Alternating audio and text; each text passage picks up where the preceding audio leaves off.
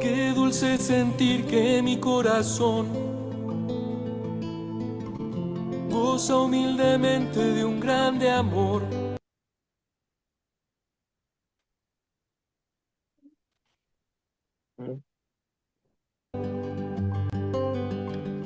Qué dulce el saber que ya no estoy solo, que soy parte de una inmensa vida que brota generosa a mi alrededor. Loado seas mi Señor, especialmente por el hermano Sol, por la hermana Luna de blanca luz menor, que lleva por los cielos la noticia de su autor. Hermano Rocío de la mañana, casta y pura bendición de Dios. Vos habéis mojado al hermano Lirio, el cual viste como nadie sin igual. Hermana tierra, hermano árbol, aves del cielo que podéis volar, peces que nadan en el arroyo, criaturas todas, load a Dios.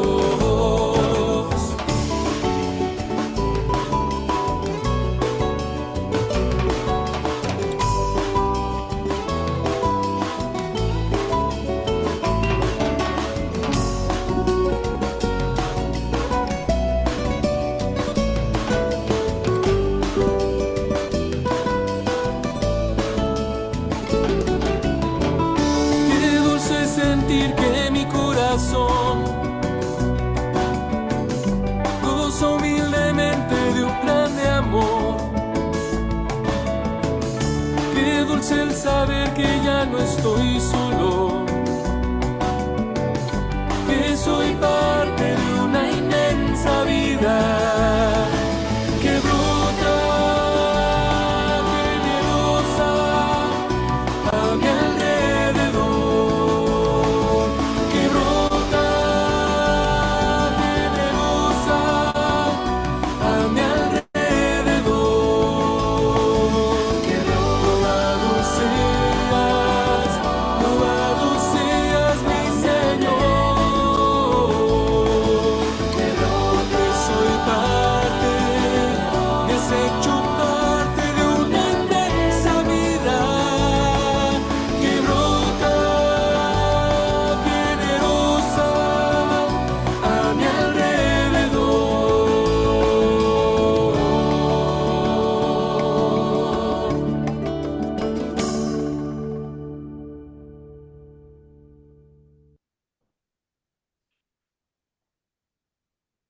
Bueno, paz y bien, sean bienvenidos a esta jornada franciscana de estudio. El día de hoy tenemos al Padre Efrén Bañeño y nos va a continuar compartiendo el tema de los orígenes de la vida religiosa hasta la Orden de Frailes Menores. Estamos transmitiendo desde el convento de San Francisco de Oaxaca y desde la comunidad chatina de San Miguel Panixtlahuaca. Bienvenido sea toda la audiencia y les dejamos con el Padre Efrén Bañeño. Muy buenas noches, paz y bien. Padre Efrén, le dejamos a usted ahora compartir la pantalla. De acuerdo, muchas gracias.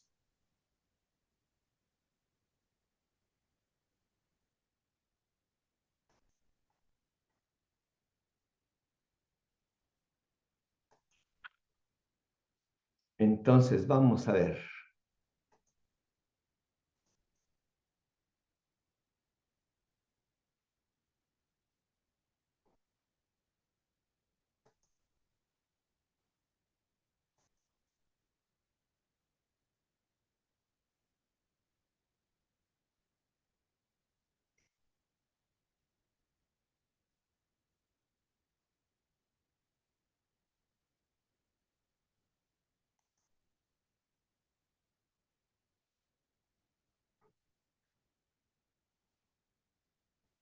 A ver.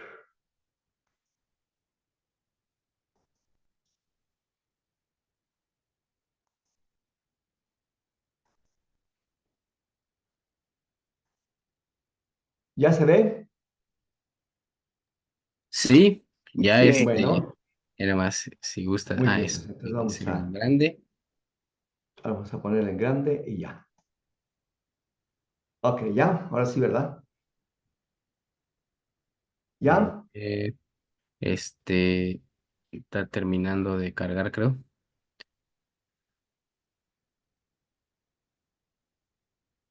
Sí le dio clic. Eh, ¿Sí? ¿Qué pasó aquí entonces?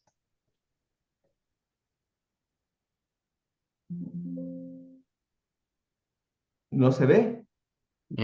sí se ve la PowerPoint, pero en modo edición, creo que no, ahí le iba a dar este clic en correr A la ver, diapositiva en grande.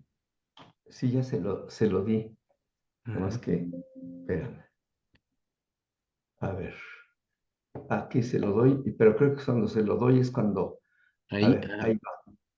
a ver si.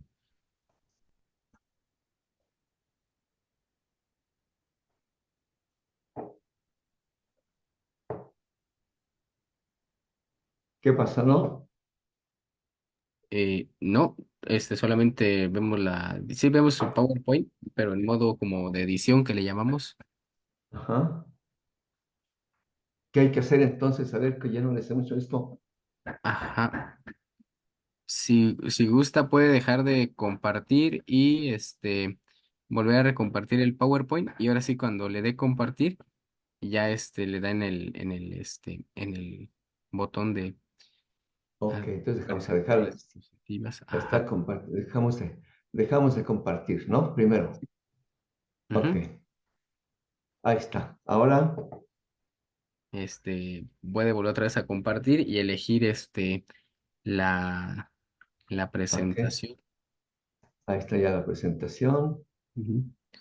Y volver a compartir. Ahí está compartido. A ver si se ve. Ajá.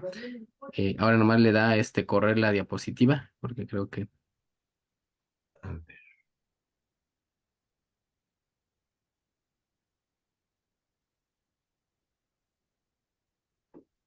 A ver, de todas las cosas que tiene por acá abajo en la Ajá. banda que hay que darle. El de correr la presentación, el que está bajito ahí donde. Junto al signo de menos, padre. Ajá. ¿Cómo? ¿En cuál, perdón? El cuadrito que está junto al signo de menos. Ok, En la espérame. parte La parte inferior derecha de la pantalla y Ah, en ahí, este de ahí. Ujú. ahí. Ajá. A ver, es que fue lo que hice hace rato, pero a ver, otra vez. Ujú. No, le di uno y no. Vamos a ver otro. Ahí está. Yo sí, ya la veo completa, pero ustedes no ven, ¿o sí? Ajá, todavía vemos la parte de edición. En la parte de arriba, fíjese que donde aparecen los controles de Zoom, ahí en el botón Ajá. de compartir otra vez, ahí le puede dar clic y seleccionar el cuadrito que se ve así como completo. A lo mejor le dio seleccionar el PowerPoint en modo edición y no el de pantalla completa. Ok, espérame, entonces, a ver, aquí tiene más. Déjame ver. No me pone nada en más. Ujú. Si no se pudiese, pues yo creo que la letra sí se alcanza a distinguir aquí ¿cómo se llama? En esta vista, Ya le doy, pero no me da más. ¿no? Allí hay un cuadrito donde dice más, algunos puntitos, Ujú. pero Ajá. no me da más. Solamente esta diapositiva que compartió y ya nomás le puede ir bajando y ahí ya vamos viendo los Ok, contenidos. Ujú. ok, pero ahí, ¿ya se ve la que sigue? Dice aquí los franciscanos en México, los antecedentes, dice, la orden fundada por el Santo de Asís. Ok, sí, eso está bien. La que sigue sería esta. Ya está en la pantalla, en la mía. La dirección espiritual ¿No? Ah, no, ese no. ¿Ese no se ve? Ajá, Madre ese creo mía. que era la. Ajá, por eso A decía. ver, déjame, salgo mejor de otra vez. A Ajá. ver. Ok. Antes de volver a compartir pantalla, padre, hágala grande y ya después comparte pantalla ya estando Ah, extendida. ok, más bien. Ok. Sí.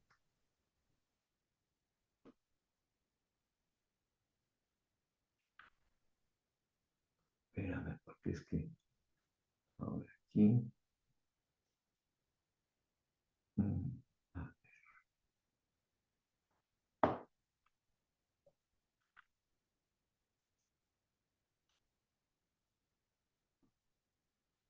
A ver, ahí está. Ya se ve otra vez, ¿no? Pero ya no se ve en grande. A ver, Ajá. ahora lo que me decías que tendría que hacer es.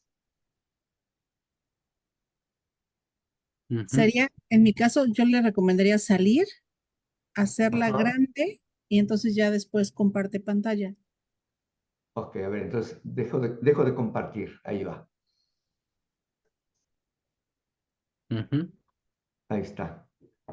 Ahora, En su computadora la hace grande junto al cuadrito del signo de menos. ok, espérame. Entonces, aquí está, aquí está, aquí está.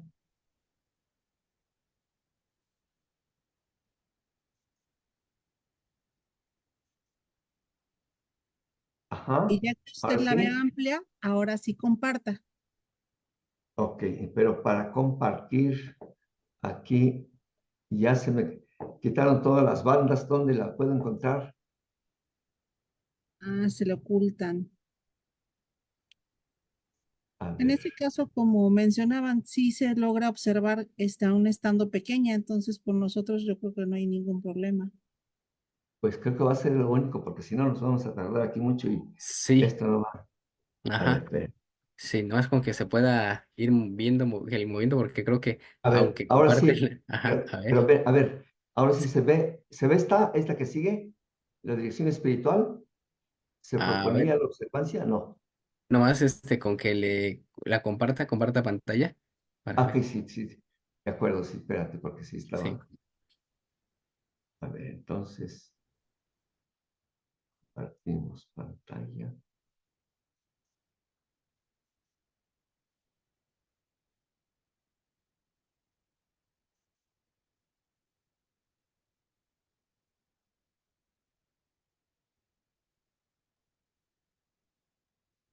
Ujú.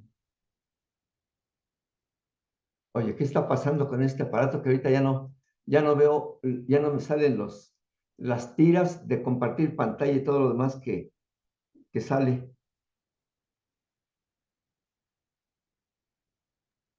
A ver, yo creo Dele que, en la tecla de Escape, tal vez sea una opción. a ver, ujule, no. A ver, déjenme. Me voy a volver a salir otra vez mejor y vamos, a ver, déjenme ver si así funciona.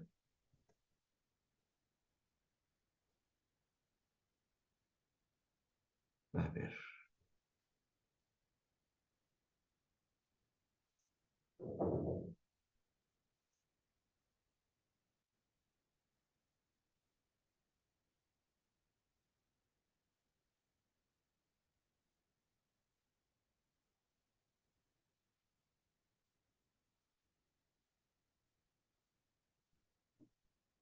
No, ¿qué pasó aquí?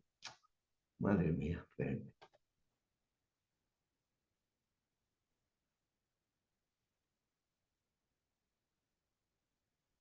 Ok.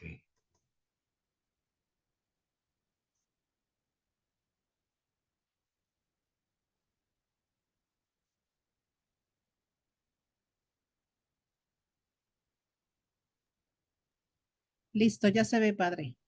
¿Ya se ve? Sí, ya se ve. Sí, ya, A ahora ver, sí aparece ok, la. ahora, pero lo importante es que se vea la que sigue. A ver, ¿se ve la que sigue? Ya, ahora sí. ¿Ya? Ah, bueno. Sí, Vaya, finalmente. Ah, perfecto. Sí, sí, sí. estos. Bueno, muy bien. A Quedó ver, bien. entonces vamos a ver ahora ya el título de los franciscanos en México, pero vamos a ver precisamente estos antecedentes. ¿Cómo es que llegan aquí los hermanos franciscanos? Desde luego, no es que de improviso hayan planeado un viaje y vienen para acá. No.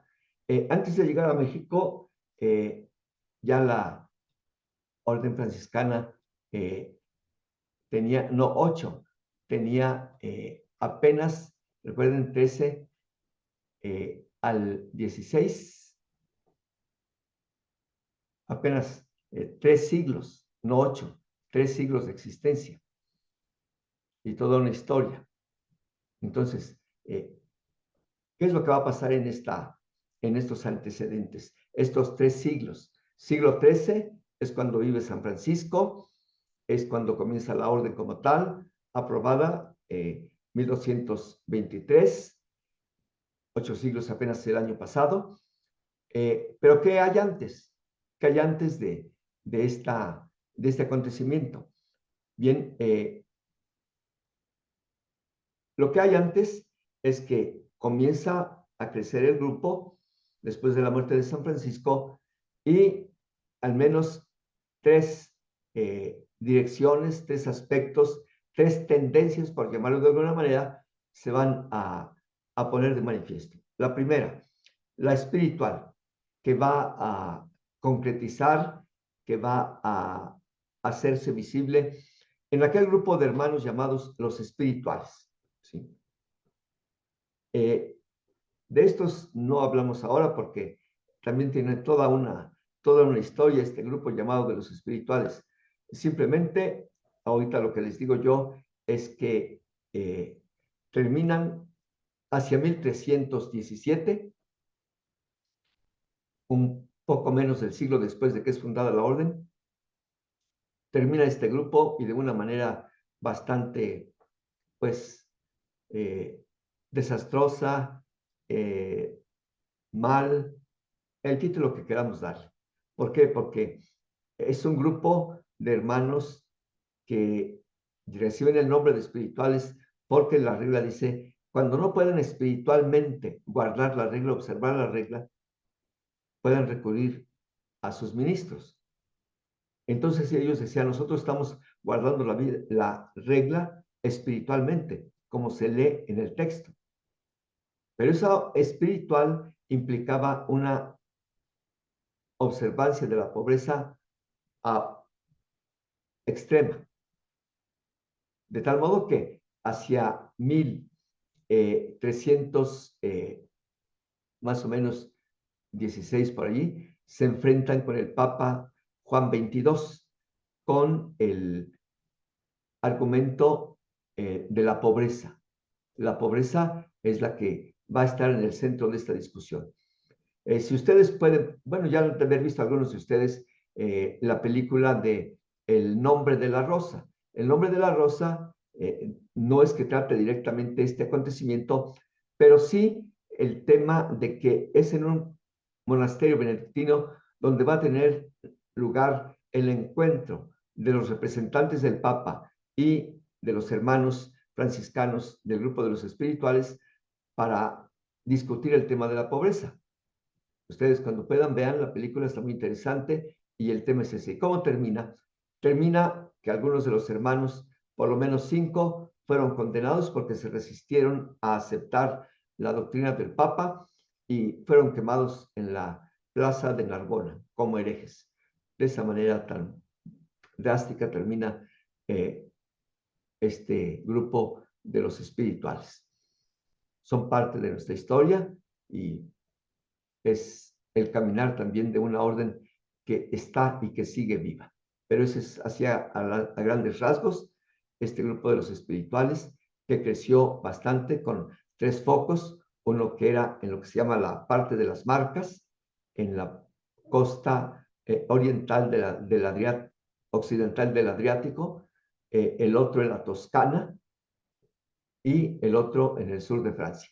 Entonces, este grupo con 3 bloques, con 3 centros, van a terminar de esa manera.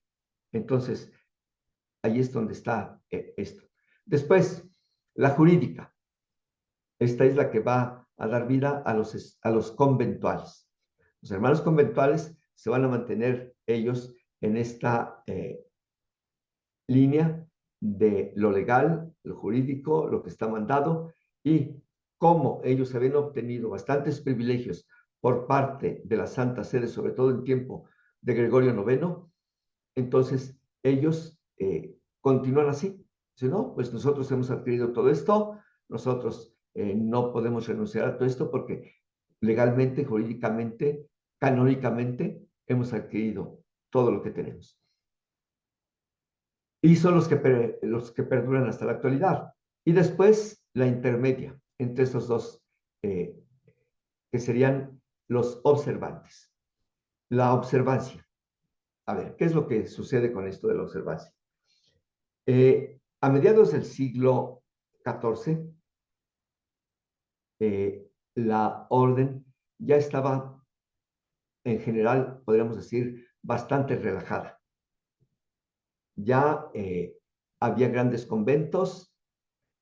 Cuando en un inicio, recuerden ustedes, la orden, como les decía, la última vez que nos reunimos, nace a la intemperie.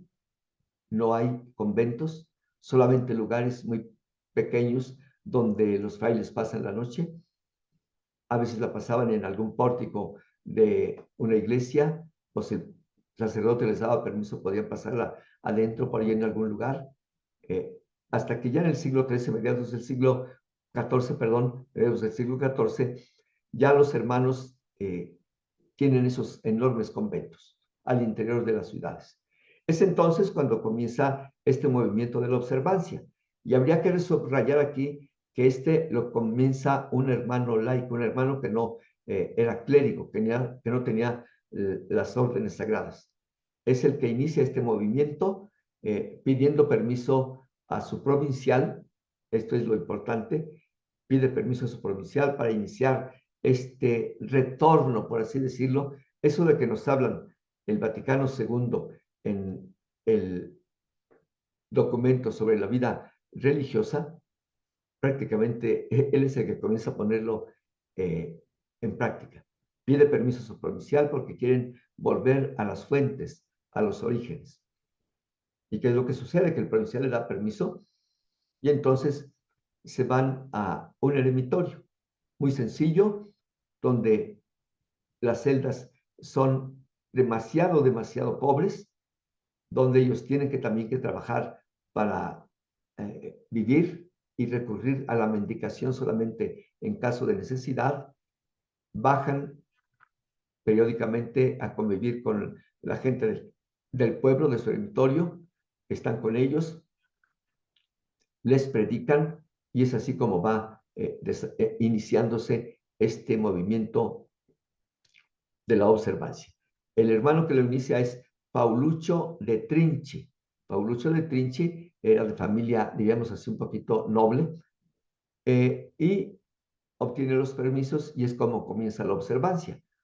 Pero resulta que los conventuales, o sea, la rama de los conventuales, no ve esto con muy buenos ojos. ¿Por qué? Porque algunos dicen es que esto puede causar una división dentro de la orden. Así que entonces lo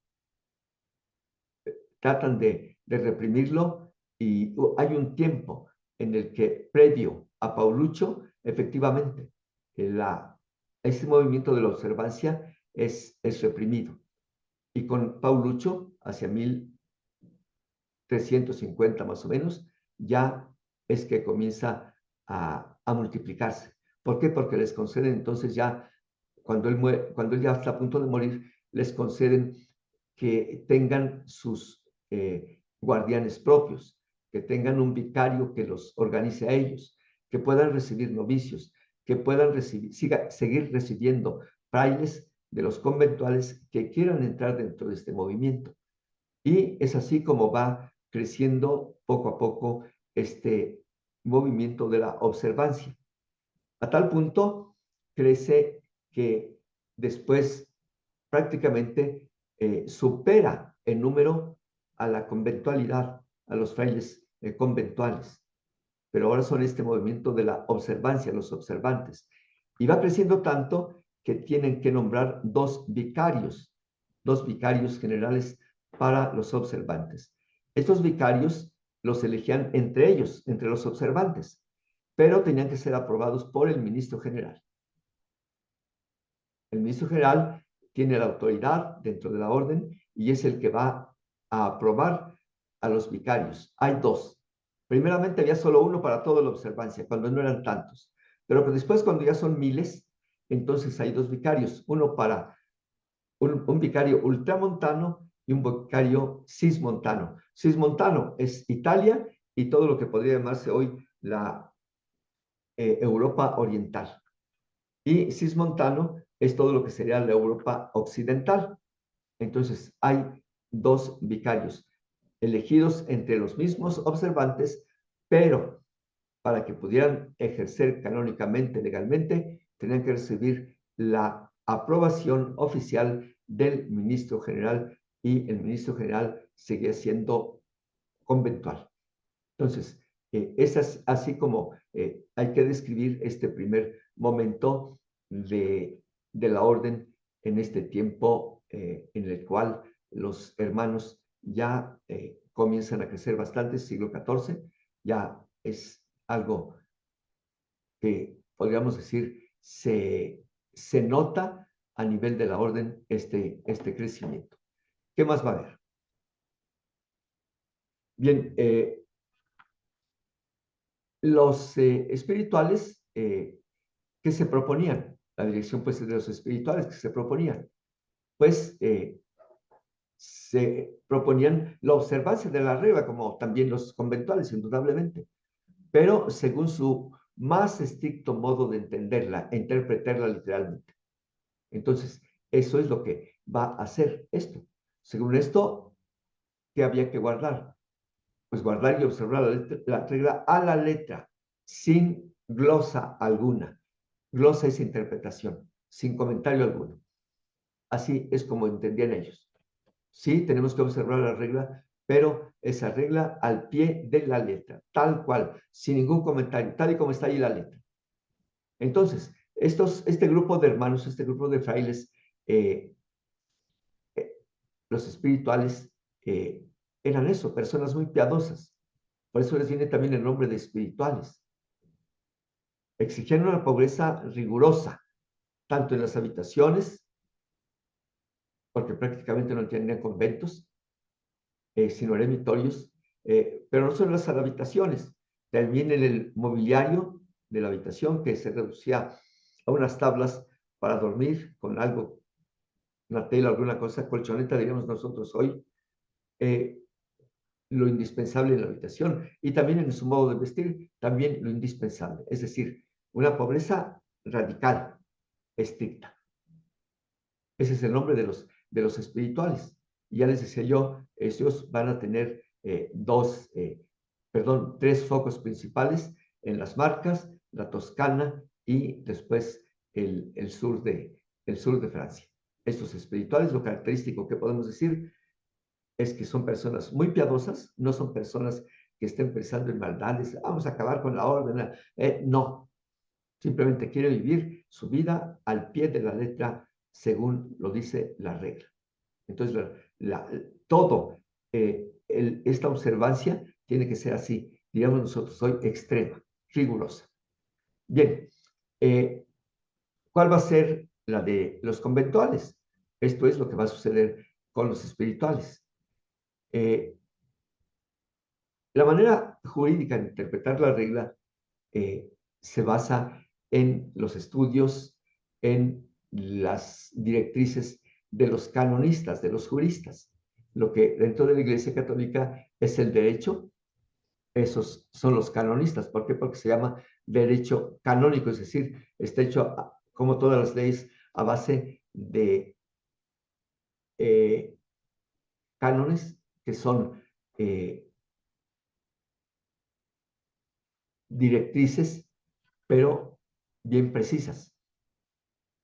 Entonces, según ellos, había que entender la regla no a la letra, sino según el espíritu de esa letra. Así que vean, aquí ya se ponen estos 2 extremos. Por un lado, los espirituales al pie de la letra, tal cual. Y los conventos dicen, no, no es al pie de la letra, sino según el espíritu de la misma regla, de esa letra. Hay que interpretarla. Y el espíritu de esa regla es la caridad para con Dios y para con el prójimo. Eso nadie lo discute. Pero esto no es valedero solamente para la regla franciscana, es para todo cristiano. La caridad para con Dios y con el prójimo no es exclusiva de ninguna regla monástica, de ninguna regla de ninguna congregación u orden. No. Amor a Dios y amar al prójimo vale para todo cristiano, casado, soltero, que hable tal idioma, que vive en tal lugar, de tal posición, no importa. Así que entonces, de acuerdo a esto, la interpretación que favorezca la caridad, el amor, la fraternidad, es la correcta, ¿sí? Aun cuando la pobreza se tenga que dejar a un lado. Entonces, no era tan fácil de conciliar estos dos aspectos. Así, ¿qué deducen ellos de esto? Que aunque la pobreza quede a un lado, hay que interpretar la regla de modo que no perjudique al religioso, sino que lo favorezca. ¿Pero favorecer en qué sentido? Es ahí donde estaba precisamente la discusión. Favorecer en que tenga todo lo necesario para vivir, que no carezca de nada. Dice, no, una vida así, llamada religiosa, no tiene tanto sentido. Así que de esta posición precisamente nacieron pues los conventuales, que preferían vivir en grandes conventos, bien equipados de todo lo necesario y hasta de algunas comodidades. Entonces, vean, aquí están ya las dos contraposiciones entre lo que es el modo de pensar de los espirituales y el de los conventuales. Unos, pobreza absoluta, carencia prácticamente de todo y contentarse con lo indispensable. Pero también interpretación de la regla al pie de la letra, como dice, sin quitar nada, absolutamente nada. Ni una coma de la ley, diríamos nosotros, si hacemos alusión a los evangelios. En cambio, los conventuales no. Pueden tener grandes conventos, como el actual convento de Asís. Si ustedes han tenido alguna ocasión de ir a Asís, y si no verlo, con estas posibilidades que tenemos ahora, es un convento enorme. Claro, ahora está prácticamente vacío, como todos nuestros conventos, donde estamos muy pocos. Yo donde estoy ahora, que se llamó San Francisco el Grande, porque llegaron a vivir aquí más de 100 frailes, estamos 3.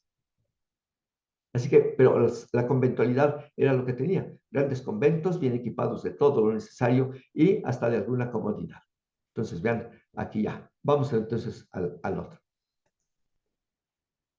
Finalmente, la dirección intermedia procura conciliar la posición espiritual con la jurídica. Es decir, no nos vamos a ir ni a los extremos de querer observar la regla al pie de la letra, tal cual, sin que falte absolutamente nada, pero tampoco irnos al otro extremo, de vivir en grandes conventos y tener hasta ciertos lujos. No. Entonces, entre la posición espiritual y la jurídica es donde va a tratar de situarse la observancia. Es decir, en esta práctica, en esta forma de vivir la regla, trataban de apegarse a las enseñanzas de San Francisco. Así que de una manera moderada y manteniendo vivas las exigencias para con el prójimo, pero también al mismo tiempo acatando las declaraciones de los papas. ¿Por qué? Porque los papas ya se habían pronunciado sobre la regla franciscana.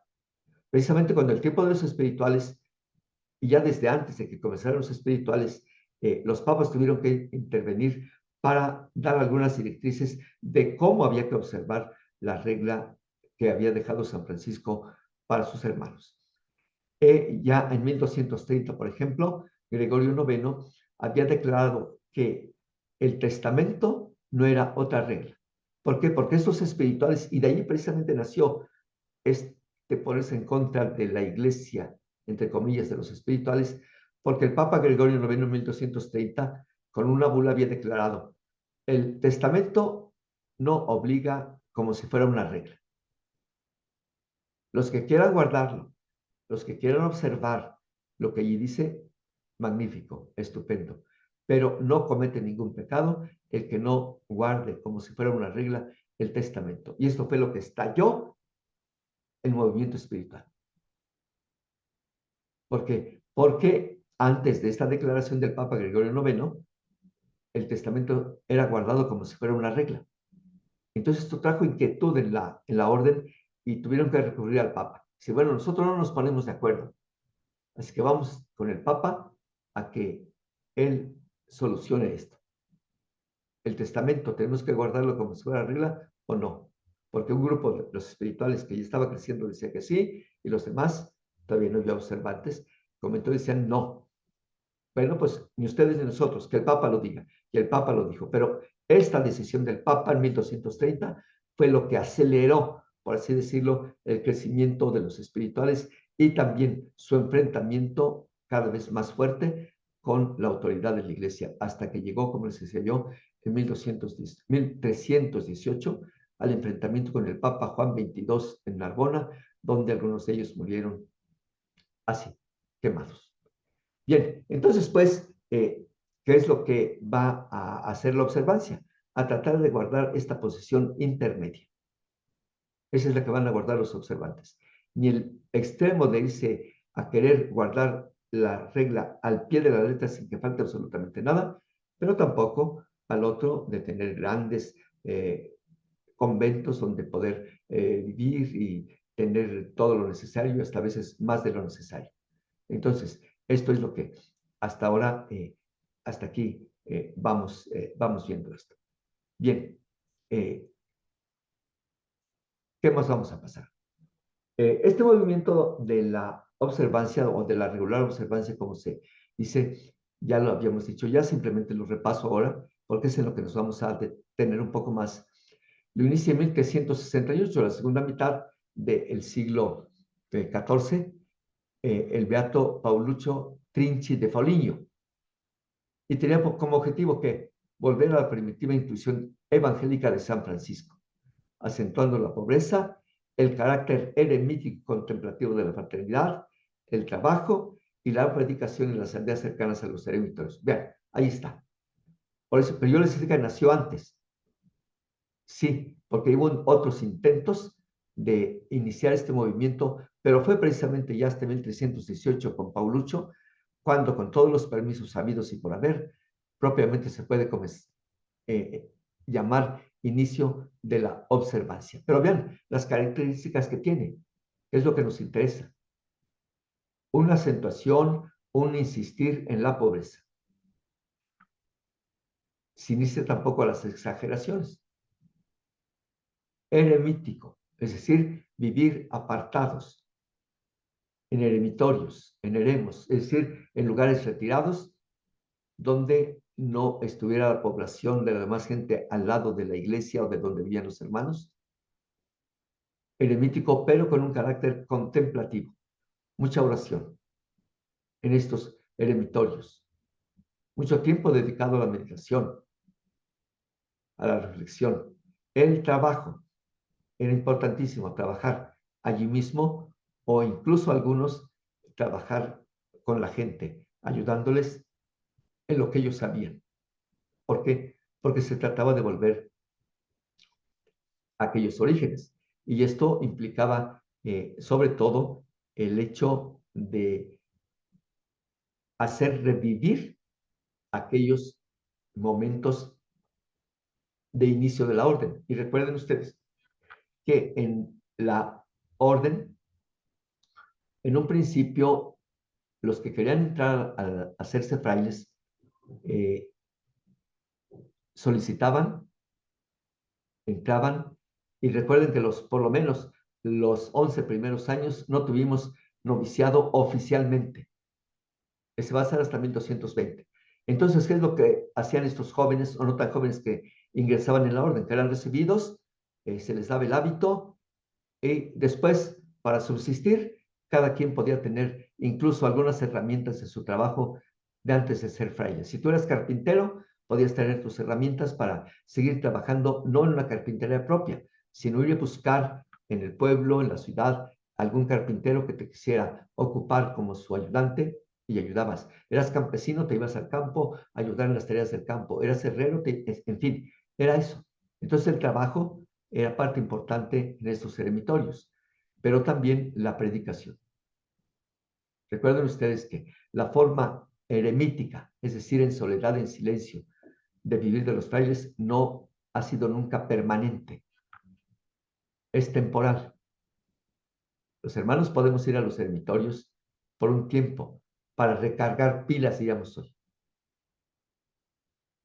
para reafirmar en nuestra vida espiritual, sentamos ya un poquito, nos sentimos un poquito débiles, entonces tomarnos un tiempo para estar allá en soledad, en silencio, en oración, y después volver a nuestras habituales ocupaciones. Pero estas son las características de la observancia, ¿sí?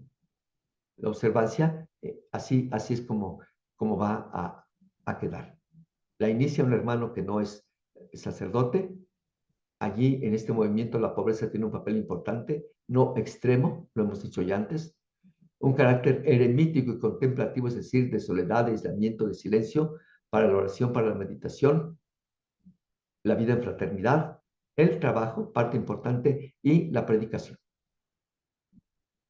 Bien, el nacimiento de la observancia después va a quedar, cuando surge ya la observancia y es aprobada, que ya no tienen nada en contra de ella y que va creciendo y que les permite que reciban que reciban frailes de la conventualidad y que también puedan recibir novicios para que vayan creciendo. Entonces queda prácticamente después de 1368 en observantes y conventuales. Observantes, que como les dije antes, estaban sujetos al ministro general conventual y tenían dos vicarios, lo hemos dicho ya antes, un vicario ultramontano, toda la Europa occidental, y un vicario cismontano, todo lo que es la Europa oriental. Después, los conventuales, llamados así, ¿por qué? Porque vivían en grandes conventos,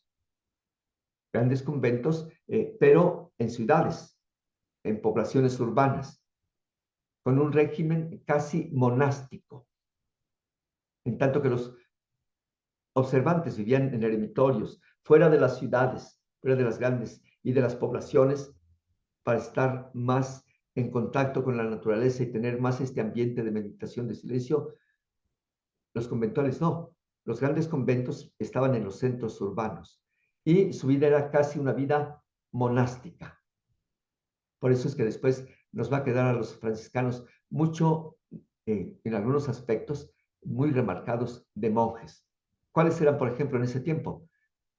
Tener que rezar en el coro, cuando que nosotros nacimos a la intemperie. ¿Cuál coro? Ni siquiera casas teníamos. ¿Cómo rezar en un coro? ¿Qué otro signo? Era, por ejemplo, de tener capillas donde poder, o iglesias propias donde poder celebrar. No, los hermanos en los principios iban a las iglesias, como todos los demás cristianos. No tenían su iglesia propia, ni una capilla propia. Las iglesias cercanas a donde ellos vivían, allí asistían a los oficios, a la misa, sobre todo a la Eucaristía. Entonces, estas son las dos ramas que quedan ya después de que ha pasado esto. Bien, entonces, no sé si hasta aquí vamos todo bien, pero vamos a seguirle.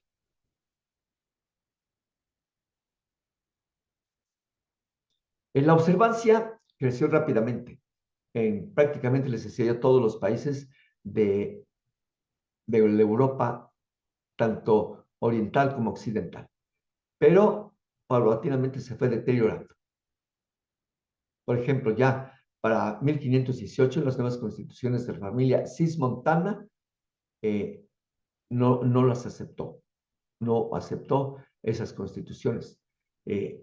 ¿Por qué? Porque esas nuevas constituciones que la familia cismontana no aceptó, había algunas cosas que, como vamos a explicar ahora, no encajaban ya con ellos. Estatutos propios de algunas provincias que dañaban la unión.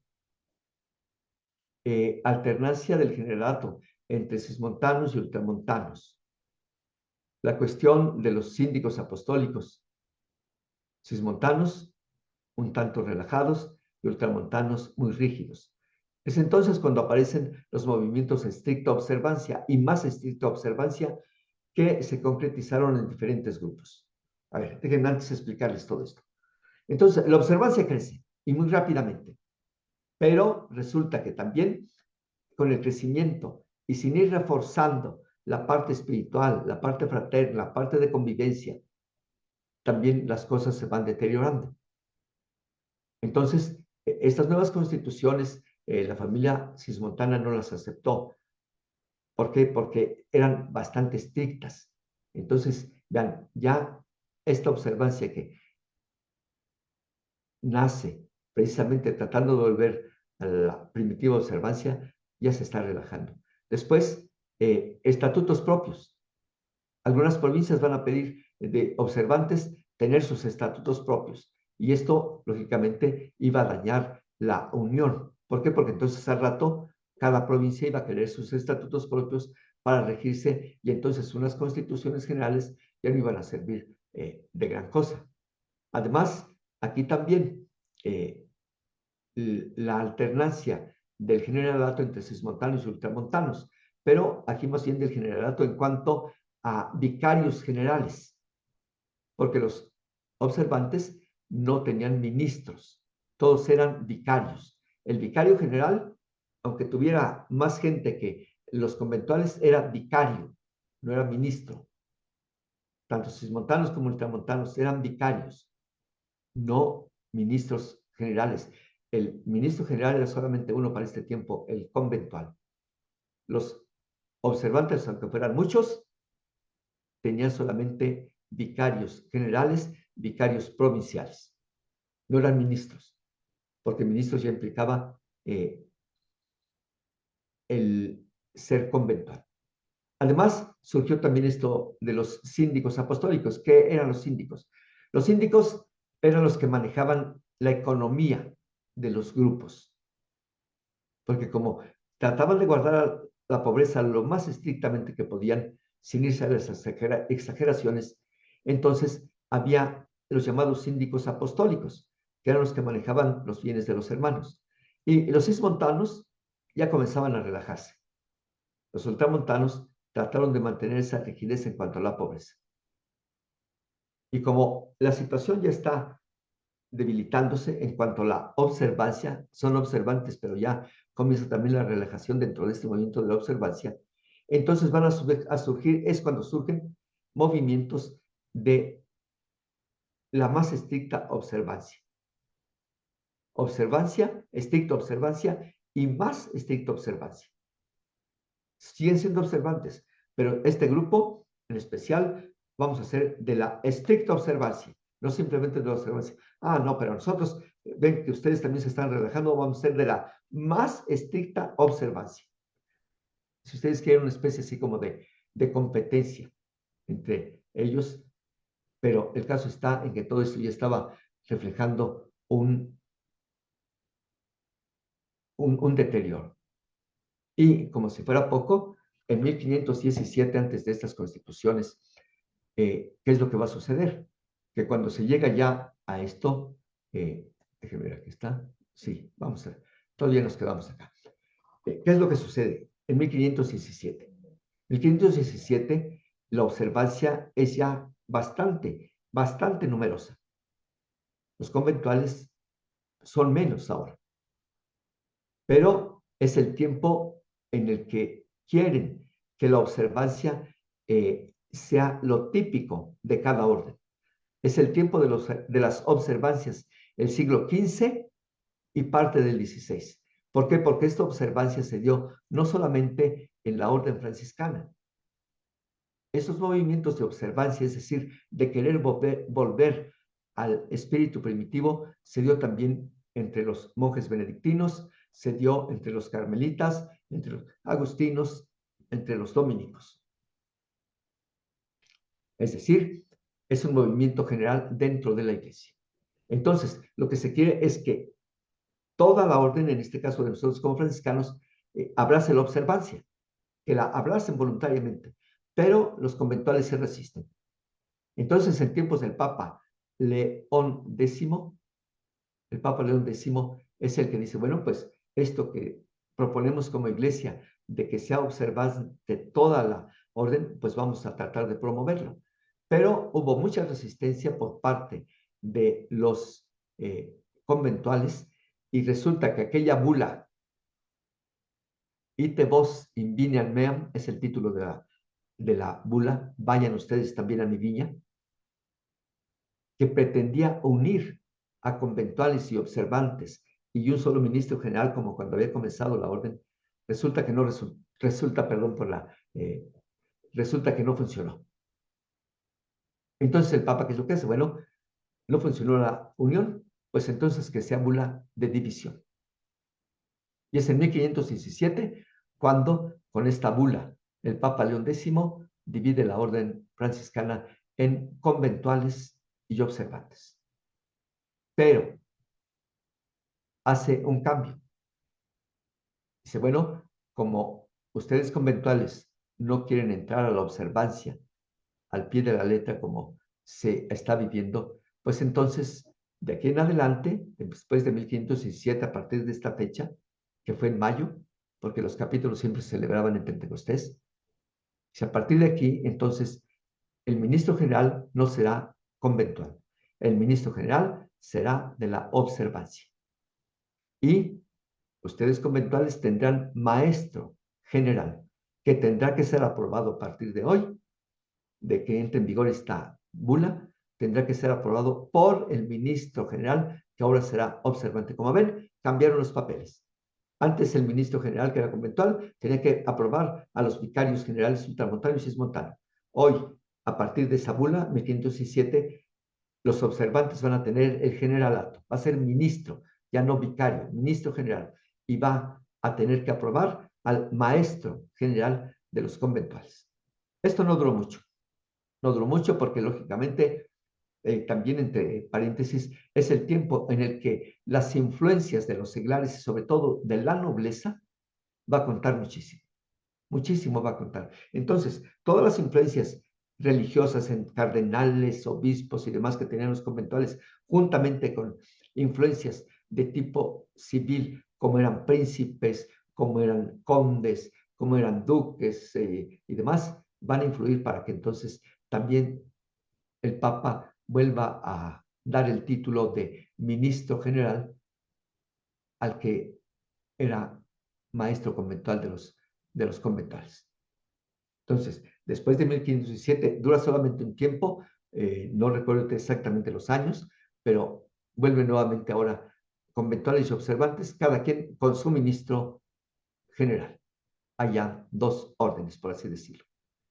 Tú tienes tu ministro general, eres conventual, tú tienes tu ministro general, eres observante.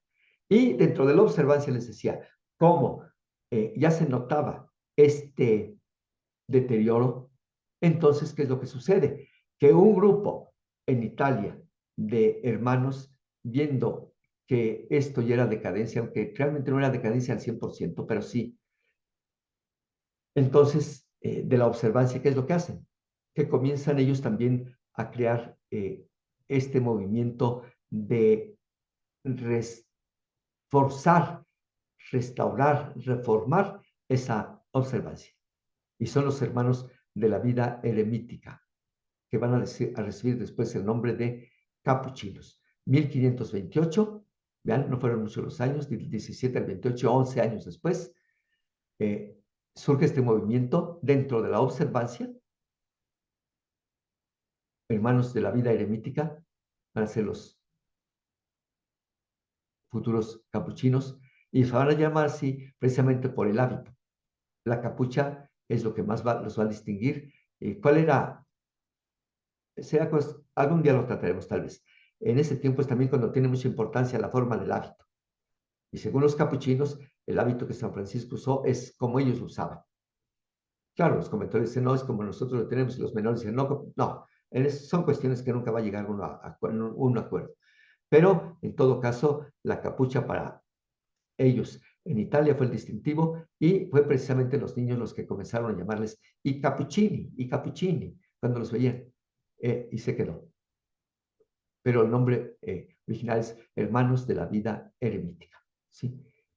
Pero 1528, ahí está aprobada también, por influencias también, como les decía en ese tiempo, es muy común de la nobleza, en este caso de la duquesa de Camerino, que va a ayudar mucho, y en todo caso son aprobados. Ahí está. Y después de 1528, estos ya quedan constituidos lo que actualmente tenemos. Conventuales con su ministro provincial, observantes con su ministro provincial y capuchinos después también con su ministro provincial, que son las tres órdenes que actualmente tenemos. Franciscanas, la misma regla, pero constituciones diferentes. Bueno, creo que hasta ahí más o menos vamos. Entonces, ¿qué es lo que va a suceder después? Bueno, que después de esto surgen estos grupos dentro de la observancia. Los primeros, los reformados en Italia.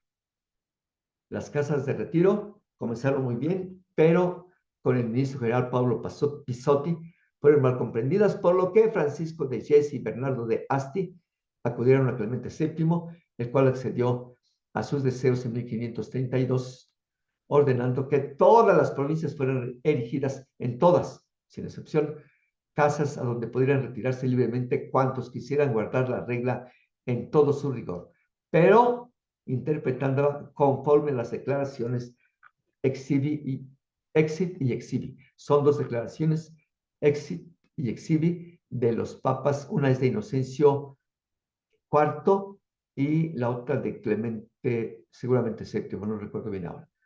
Pero está bien, váyanse a vivir en esas casas. ¿Quieren guardar estrictamente la regla? Muy bien, pero no va a ser como ustedes quieran. Ahí están esas dos declaraciones de los papas y van a vivir e interpretar la regla de acuerdo a esto que los papas ya han dado, esas directrices que han dado. Podían vestir con hábitos pobres y remendados y andar sin sandalias, pero sin modificar el hábito. Así que estarían gobernados por un custodio propio, con voto en el capítulo provincial y con autoridad para hacer volver a los conventos de la observancia a los que no se acomodasen a la vida de los retiros. Entonces, es esto. Son en Italia donde surgen estos reformados. Como ven, es un grupo que intenta también volver a lo original, pero ahora no como cada quien quiera, sino teniendo en cuenta las directrices de la jerarquía de la Iglesia. En este caso, las declaraciones sobre la regla que habían hecho el Papa Inocencio IV y el Papa Nicolás III, si mal no recuerdo, o Clemente. Bueno, después vienen los recoletos. Las casas de recolección se extendieron a Francia desde España, porque fue ahí donde comenzaron. Pero la situación creada por la guerra de religión del siglo XVI no era el clima apropiado para que prosperaran. Así que las provincias francesas estaban necesitadas de esta inyección de vitalidad renovadora. Y es por eso que estas casas de recolección, sí, donde se retiraban, pues de retiro, esa recolección, van a pasar a Francia y ahí sí van a tener un éxito. En el capítulo general de París de 1579, Francisco de Gonzaga trató de impulsar la institución de casas de retiro, pero con escaso resultado. Con todo, un grupo de frailes de la provincia de Aquitania obtuvo del ministro general algunas casas de retiro agrupadas en una custodia, y Buenaventura de Castagirone, ministro general, publicó en 1595 los primeros estatutos para los recoletos de Francia y Bélgica. Es este otro grupo que la recolección no funcionó mucho en España, viene a Francia, aquí obtiene éxito y comienzan estas casas de llamada recolección, los recoletos de Francia. ¿Sí? Después, los descalzos. Es aquí donde nos vamos a detener nosotros. ¿Por qué? Porque es aquí donde está la raíz de los 12 primeros franciscanos que llegaron a México. Los descalzos. Esta reforma se caracterizó por la pobreza, la penitencia, la minoridad y la austeridad, que la llevó a extenderse rápidamente por España, Portugal y sur de Italia, pero sobre todo España y Portugal. Así que con la decadencia de la observancia surgió en la zona de Extremadura. Extremadura era famosa porque allí estaba todavía existe un gran monasterio de lo que en aquel tiempo fue la Orden de los Jerónimos.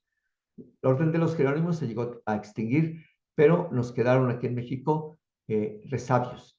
¿Por qué? Porque tenemos una gran jerónima, Sor Juana Inés de la Cruz. Era de la rama femenina de la Orden de los Jerónimos. Bueno, allá en Extremadura, pues, un grupo de frailes que aspiraban a un cumplimiento más perfecto de la regla, se formó también.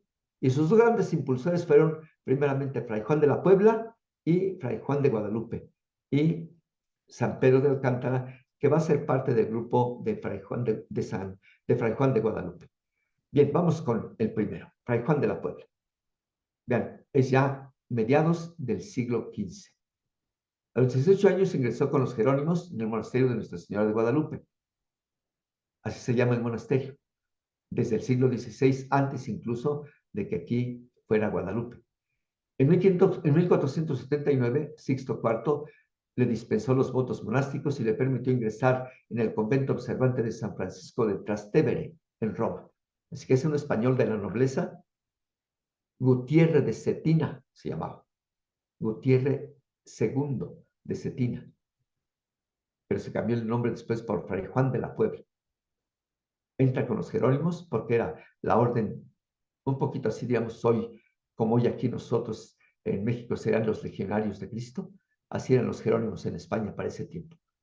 Entonces, era de la nobleza, pues tenía que entrar con los jerónimos, no con los frailes. Pero él siempre había tenido un amor muy especial por la orden franciscana desde su familia, que eran familia de la más alta nobleza, pero habían tenido un aprecio muy especial por los franciscanos. Y entonces Juan de Guadalupe va a lograr, siendo ya monje jerónimo, cambiar a los franciscanos. En 1487, Inocencio VIII concede permiso a Fray Juan para fundar 2 conventos que se van a constituir en la custodia. Siendo 2, llaman la custodia de Los Ángeles con 2 conventos.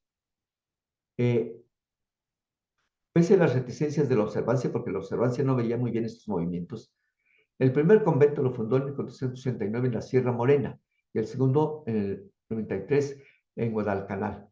Seguirán, uno de ellos inclusive será el convento de Nuestra Señora de los Ángeles y el otro de San Francisco. Y van a seguir después otras fundaciones. Fray Juan de la Puebla redactó unos estatutos que van a reflejar más bien un poquito su espíritu de altísima pobreza y oración.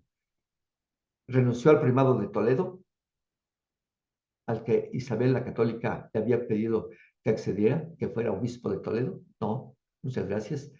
En 1517, después de la división que les he dicho, después de la división de la orden entre observantes y conventuales, la custodia de Los Ángeles fue erigida en provincia dentro de la observancia y pasó a ser provincia de Nuestra Señora de los Ángeles, fundada por Fray Juan de la Puebla, aquel noble que se había hecho franciscano. Viene el otro Juan, Juan de Guadalupe. Es el iniciador de la descalcez franciscana en sentido estricto. Siendo ya sacerdote, ingresó en el convento de Nuestra Señora de los Ángeles, precisamente de la custodia de Los Ángeles. Se dedicó a predicar por Extremadura y pronto sintió el deseo de extender la vida reformada de su custodia a Andalucía, especialmente el reino recién reconquistado de Granada. Recuerden ustedes, 1492, cuando los europeos del viejo mundo llegan al nuevo mundo, fue el año también en que los españoles lograron liberar toda la península ibérica del dominio de los musulmanes. Y Granada era el último reducto. Ahí está una bellísima mezquita, y en ese año lograron echar finalmente fuera a los musulmanes. Y Fray Juan de Guadalupe quiere extender hasta allá su reforma. Pero cuando muere Juan de la Puebla, el de Guadalupe, acudió al capítulo general de la Observancia Ultramontana en Toulouse y decide continuar a Roma para presentar al Papa su deseo de reforma. Es decir, bueno, mi antecesor, Fray Juan de la Puebla, quiso vivir en este espíritu de alta pobreza, de mucha oración, de retiro en eremitorios, como había comenzado la observancia, quiere restaurarla. Yo he tratado, dice Fray Juan de Guadalupe, he intentado de hacer lo mismo, pero he encontrado alguna resistencia por parte de los superiores de la observancia. Así que va a recurrir al Papa. En el capítulo presenta su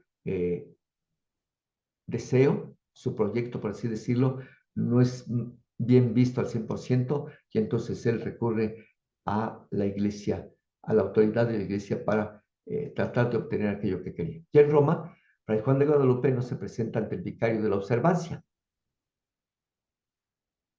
sino que se presentó a las autoridades de los conventuales. Ya la observancia para ese tiempo, recuerden ustedes, es bastante fuerte. Todavía es antes de 1517, cuando todavía no es aprobada oficialmente. Se presenta no ante los observantes, ante el vicario ultramontano, sino ante los conventuales. Y en el 496 Alejandro VI le concedió permiso para fundar en Granada un eremitorio. Le dio facultades para recibir novicios u observantes que quisieran sumarse a su empresa. ¿Qué es lo que hace entonces Fray Juan de Guadalupe? No funciona con la observancia porque lo ven como un peligro, entonces recurre al Papa y el Papa le concede eso, recibir novicios y observantes que quisieran sumarse al movimiento. Se estableció entonces la dependencia directa del ministro general conventual, lo cual no fue del agrado de los observantes. Y van a comenzar todos estos problemas y enfrentamientos entre observantes y conventuales antes incluso de 1517. Ya en España comenzaron a sumarse de compañeros cuando llega Fray Juan de Guadalupe. Y entre las cosas que decidió para su nuevo modo de vida estaba la del hábito. Desde entonces el hábito fue estrecho y no usaron sandalias, y fue entonces que la gente del pueblo comenzó a llamarles descalzos. ¿Por qué? Porque fue su característica. No usar sandalias y un hábito muy pobre, muy estrecho, muy parecido al que usaban los capuchinos. Pero este es un movimiento 100% español y los capuchinos nacen en Italia. Bien, los observantes presionaron al obispo de Granada y este expulsó al grupo de los seguidores de Fray Juan, los expulsó de Granada. ¿Por qué? Por presión de los observantes. Marcharon entonces a Extremadura, donde de nuevo los observantes dificultaron su implantación. Es entonces que Fray Juan de Guadalupe viaja nuevamente otra vez a Roma y va a obtener del Papa Alejandro VI en 1499 la confirmación de lo que antes le habían concedido. Y comenzó con dos fundaciones, la de Alconchel, en Trujillo, y la de Saludón, etc. Estas son las fundaciones, ¿sí? Las que va a tener. Pero ahora, nuevamente, con autorización del Papa, no de la observancia. Como ven, entonces, varias fundaciones en España y una en Portugal, la de Villa Viciosa. En 1501, al inicio, luego del siglo XVI, tuvieron capítulo y establecieron unas ordenaciones para conservar el espíritu de la descalcez. Entonces se acordó dar un nombre a ese grupo que ya tiene estas fundaciones y se llamó Custodia del Santo Evangelio, siendo custodio de esa primera custodia con estas fundaciones Fray Juan de Guadalupe. Después, cuando aumentó el número de frailes, se fundó la custodia de Nuestra Señora de la Luz, con sede en Trujillo. Y todo esto con la aprobación del Papa en 1502. Entonces, ven, es así como nace ya esta custodia del Santo Evangelio en España. Y otra custodia también de Nuestra Señora de la Luz. Dos custodias de este movimiento de los descalzos. Los observantes consiguieron del Papa la disolución de la descalcez, otra vez empezaban los enfrentamientos. Y estos se refugiaron en el convento de la Piedad que tenían en Portugal. Así que sí los expulsan de España, logran esta presión de los observantes que se deshaga, pero como ellos tenían un convento en Portugal, en la Piedad, el convento de la Piedad en Portugal, allá se fueron. Este será el germen de la futura custodia de la Piedad, porque aquí también después va a haber una custodia. Julio II va a revocar la decisión de su predecesor y los descalzos pudieron volver a España. Después las grescas enfrentamientos pues, entre observantes y descalzos van a continuar. En 1506 el ministro general convocó un capítulo con el fin de lograr la unificación. Fray Juan de Guadalupe murió en el camino, ya no alcanzó a llegar al capítulo que se había convocado en 1506. Le sucedió como comisario de la custodia del Santo Evangelio y de Nuestra Señora de la Luz, Fray Pedro Melgar, que va a renovar la fidelidad al ministro general conventual, no al observante. Con permiso de Julio II, en 1508, las custodias descalzas, Santo Evangelio, de la Luz y de la Piedad, se reunieron en capítulo para erigirse en provincia. Los observantes hicieron todo lo posible por impedir esto de que llegaran a ser provincia. Entonces los conventos de los descalzos de Portugal se separaron de los españoles y crearon la Custodia de la Piedad. Es hasta entonces, 1508. Pero se sometió a los observantes al año siguiente, 1509. En 1510 los descalzos españoles se sometieron a los observantes, viviendo un tiempo en tranquilidad. Pero vean, ya hacia 1515, León X cambió el nombre de Custodia del Santo Evangelio por el de Custodia de Extremadura. Ya no iba a ser Custodia del Santo Evangelio, Custodia de Extremadura. Pero fue el cambio que hizo el Papa, no ellos. Finalmente, después de que ya había sido la división entre comentarios y observantes, finalmente en 1519, y tras la división definitiva, la custodia fue erigida como provincia de San Gabriel, dentro de la observancia franciscana. Y es así como se va a conocer en el siglo XVI, la provincia de San Gabriel, que tiene sus antecedentes en la custodia del Santo Evangelio, la custodia de la Luz y la custodia de la Piedad.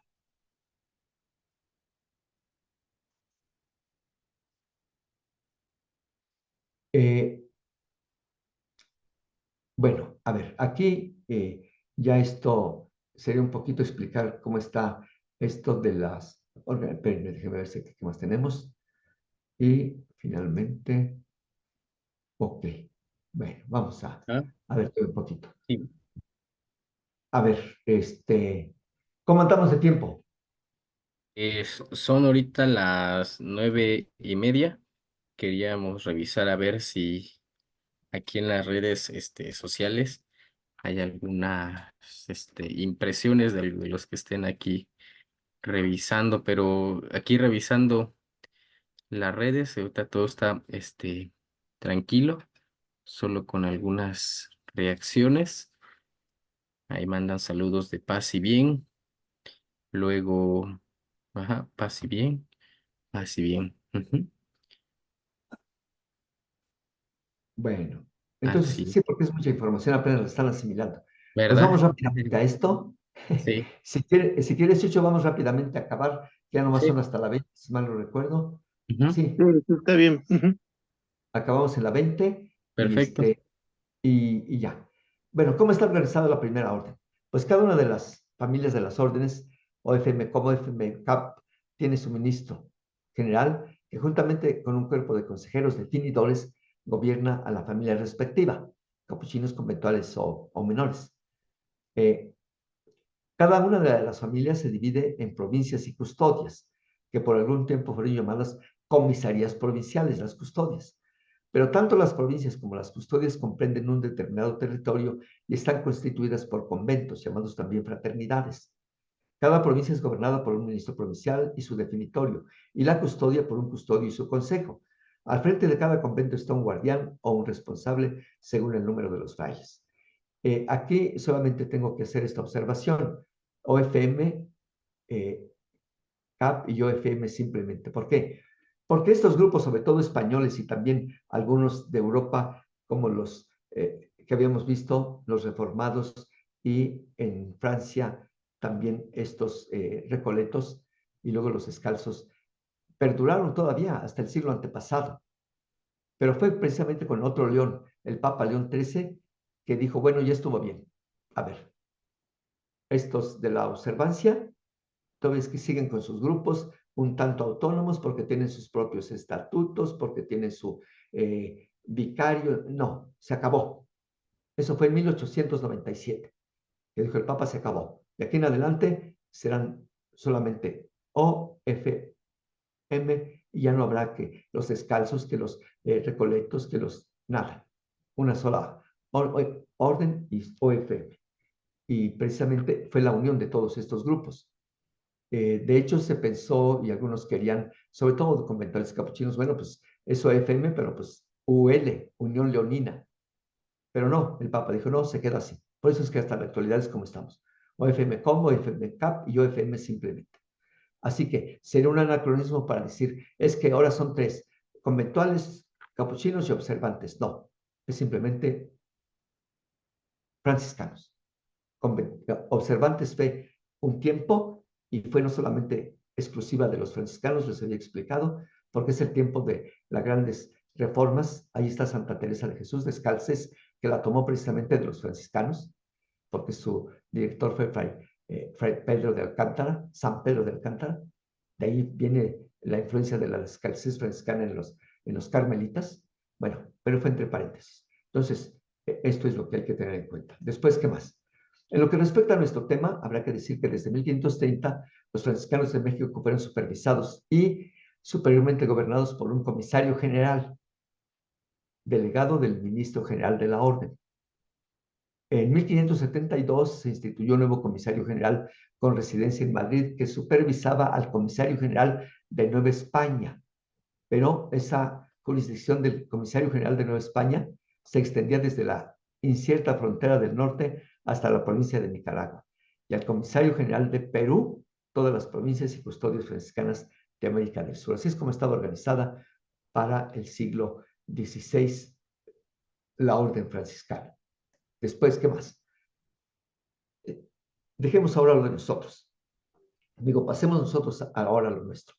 En su entrada a México, acompañaron a las tropas el mercenario Bartolomé de Olmedo, capellán de Cortés, el clérigo Juan Díaz, que fue cronista, otro mercenario, Juan de las Varillas, y dos franciscanos, Pedro Melgarejo y Diego Altamirano, primo de Cortés. Todos ellos en calidad de capellanes castrenses, es decir, capellanes del ejército, entre comillas. ¿Para qué? Para el servicio pastoral de los soldados. De modo que el primer anuncio del Evangelio a los naturales fue realizado por el mismo Cortés y sus capitanes y soldados, aunque fuera en forma muy elemental mientras llegaban los frailes misioneros. No quiere decir que Bartolomé de Olmedo, que Juan Díaz y que los otros frailes no hicieran nunca nada, pero no era su labor, su misión especial no era difundir el Santo Evangelio, sino atender a los españoles que venían en son de conquista. En Europa había una gran efervescencia por venir al Nuevo Mundo a traer el Evangelio. Dos franciscanos de gran valía solicitaron autorización para hacerlo. Fray Juan Glapión, que era un flamenco del país de Flandes, confesor del emperador, y Francisco de los Ángeles. Ninguno de los dos pudo cumplir su cometido de venir al Nuevo Mundo, porque Juan Glapión murió, y murió ya en España, en Sevilla, cuando juntamente con los tres flamencos querían pasar a México. ¿Por qué? Porque Fray Francisco Quiñones fue elegido ministro general de los franciscanos en 1523 y eso le impidió poder venir a México. Y como tal, pero él, siendo ya el ministro general, fue el primero en no dejar esa empresa y fue él quien eligió a los 12 de la expedición llamada de los 12 primeros franciscanos para pasar a México, y autorizada por el Papa Adriano VI y por el emperador Carlos V. Entonces, estos dos no pudieron, de sus grandes figuras, Juan Glapión y Francisco de Quiñones, de los Ángeles Quiñones, no lo lograron, pero siendo general Francisco de los Ángeles Quiñones, él sí logró que se llegaran a México estos 12 frailes. Previamente, desde luego, también tenemos que previo a ellos van a estar los llamados tres flamencos, ¿sí? Son estos tres que llegan a México en 1523, que el año pasado celebramos los 500 años de su llegada. El más conocido porque sobrevivió casi hasta bien entrada la segunda mitad del siglo XVI, fue precisamente Fray Pedro de Gante. Los otros dos murieron en aquella fracasada expedición de Cortés a Honduras.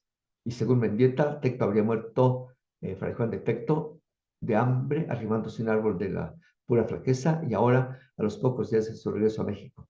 Pedro de Gante se había quedado en Texcoco aprendiendo la lengua, etc. Bueno, de esto ya ustedes han oído hablar mucho. Entonces son los tres flamencos los que llegaron antes de los 12. Y después, pues ya es lo que estamos celebrando. Después de los 12, el ministro general va a elegir a los 12 que van a venir acá, pone al frente a Fray Martín de Valencia, y estos 12 se van a dar a la tarea de expresa de traer el Evangelio a México. Así que, para terminar, ¿qué puedo decir?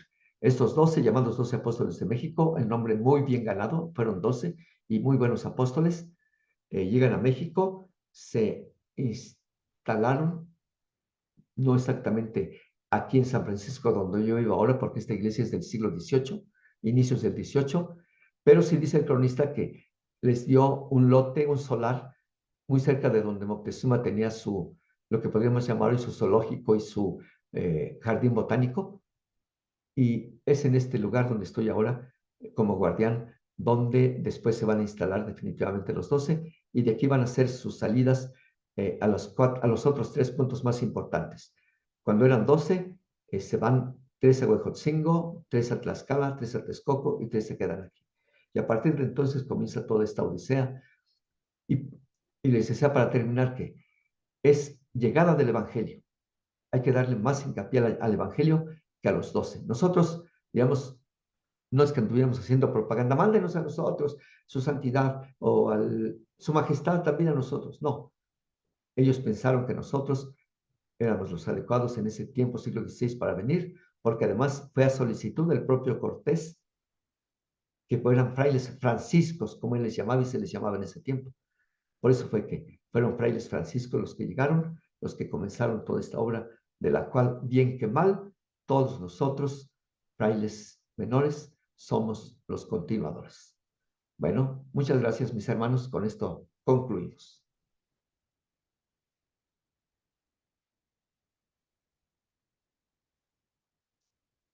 ¿Me oye, Chucho? Bueno, Sí, sí, sí, estamos aquí. Ujú. Estamos Sí, bien, sí. bueno. sí, de repente como que entrecortó la voz, pero Sí, lo aquí que está. pasa es que aquí me está fallando el internet desde hace algunos días. Tengo que Ajá. checar bien, bien qué es lo que está pasando. Espero que se haya oído bien porque la charla pasada del miércoles que tenía que dar mejor lo suspendí porque no se entendía nada. Espero que por lo menos no haya pasado esto hoy. Sí, sí, no, sí, sí, sí se escuchó, bien, no sé si de repentito, es que a lo mejor ha de ser el internet mío, que de repente así, pero sí, toda la exposición estuvo bastante bien lograda, dijéramos. Qué bueno. Muy bien, pues si hay algún espacio para algunas preguntas, aclaraciones, sugerencias, Sí, pues por favor, aquí podemos tomarnos unos minutitos. adelante, adelante, aquí en los que están en sala Zoom o los que nos ven a través de las diferentes transmisiones que tenemos en la página del Templo y Convento de San Francisco, en la página de la Arquidiócesis de Antequera, Oaxaca, Paideia, en cualquiera, pues adelante. Con gusto damos unos minutitos para que puedan formular sus preguntas. Aquí en el chat nos dice Catalina Rivera, bastante interesante la evolución de la OFM bajo su perspectiva de los cambios. Dice, ¿los cambios enriquecieron la vida espiritual o por el contrario? No, los cambios favorecieron en mucho la vida espiritual, sobre todo cuando estos movimientos de reforma estaban en su pleno apogeo. Esta de la observancia, las diferentes tendencias de la observancia ayudaron muchísimo, no solamente a los frailes, también entre la gente caló mucho este espíritu de recogimiento, de oración, de pobreza. Entre la misma gente también ayudó muchísimo. Y aquí en la Nueva España también les caló mucho, pero ya desde España.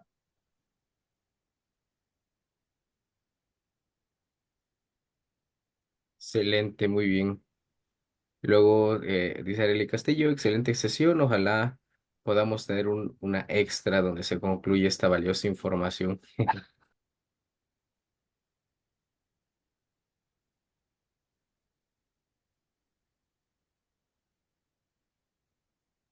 Creo que bueno, estos temas como son como revisando el recorrido desde la fundación de la orden, creo que está yo revisando ahí los de en la página de Franciscanos en México. Ahí también creo Ajá, que se inició una serie, pero sobre los 12, ¿verdad? Aquí en México. sí, solamente sobre los 12. De hecho, cada 8 días sale un pequeño YouTube, un minuto, donde se va narrando la vida de cada uno de los 12. Así es. Ese también podría interesarles aquí, que si alguien lo lo quiere, Sí, pues ahí está abierto, ¿eh? Está en la abierto a quien página, quiera. ajá, de franciscanos en México. Sí. Bueno, alguien más que guste a tener su participación aquí. Si no, de momento voy activando ¿cómo se llama?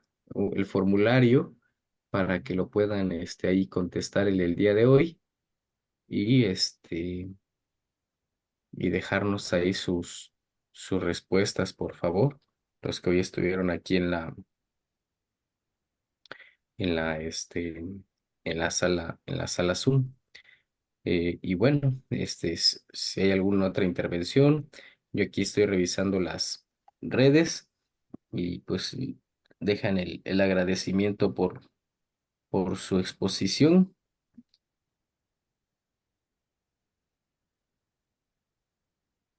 Así Bueno, es, pues perfecto. entonces, pues entonces, mis hermanos, muchas gracias, Jesús.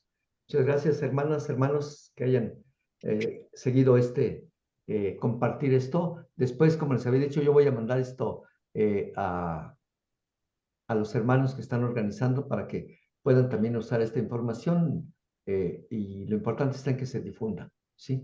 Ujú. Sí, claro que sí. Muchas gracias, Padre Bueno, Efrem. Ajá. Y vamos, Este, tenemos ahora un reconocimiento también por parte de la provincia para que lo podamos leer y esperemos algún otro trabajo, alguna otra participación también para seguir divulgando el carisma franciscano. de acuerdo, aquí, muy mire, bien. aquí está, mire. Ah, Se bueno, extiende Sí, aquí reconocimiento a la provincia franciscana del Santo Evangelio de México y la Arquidiócesis de Antequera, Oaxaca, otorgan el presente reconocimiento a Fray Efrén Valleño, de la Orden de Hermanos Menores, por su distinguida participación como ponente invitado en el ciclo de conferencias Jornada Franciscana de Estudio, en el marco de los 500 años de presencia franciscana en México. Y ahí firma Fray Joel Cosme Torres, que él es ministro provincial de la Orden de Hermanos Menores del Santo Evangelio de México. Aquí estamos, Oaxaca de Juárez, febrero y marzo 2024. bueno, Siendo pues muchos. muchas gracias. Gracias por este reconocimiento y pues cualquier otra cosa que se ofrezca, no solamente por este acontecimiento tan especial de los 500 años, sino cualquier otra cosa que podamos servirlos, pues con gusto, hermanas y hermanos, cuenten conmigo. Claro, sí, no, y con gusto y gracias, muchas gracias. Y ahora sí que este nos dimos cuenta que usted tiene horas y horas todavía de formación por delante. Pero sí, muchas Bueno, gracias y vamos a tomarle la palabra. de acuerdo. y también Pues entonces, recordar que Fray Efrén tiene también en Facebook, también tiene sus conferencias, sus charlas, para quien guste también seguirlo. Allí también puede profundizar más en la espiritualidad franciscana. sí, todos los miércoles a las 8 de la noche eh, tenemos estos eventos por Facebook como Fray Efrén Vallejo. Ustedes lo buscan, Fray Efrén Vallejo, y sea por Zoom o sea por Face, quienes gusten seguirnos, tenemos un poquito de, sobre todo ahorita con los 500 años. Bueno, mis hermanas y hermanos, paz y bien, cuídense Así y bien, estamos en contacto. muchas gracias. Buenas noches. Paz y Buenas bien, noches. gracias. Paz y Hasta bien. luego.